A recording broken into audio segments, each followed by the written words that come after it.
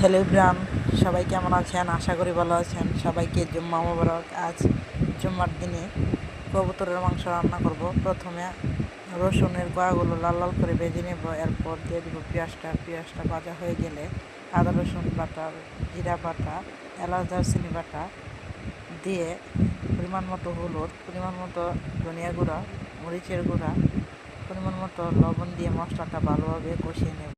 মশলাটা কষানো হয়ে গেলে এরপর কয়েকটা কাঁচামরিচ দিয়ে দেবো। কবুতরের মাংসগুলো দিয়ে আবারও কষিয়ে নেব ভালোভাবে, যাতে কবুতরের কাঁচা গন্ধটা না থাকে। ভালোভাবে কষিয়ে নিলাম। কষানো হয়ে গেলে পরিমাণ মতো পানি দিয়ে দেব। এরপর রান্না করে ফেললাম কবুতরের মাংস।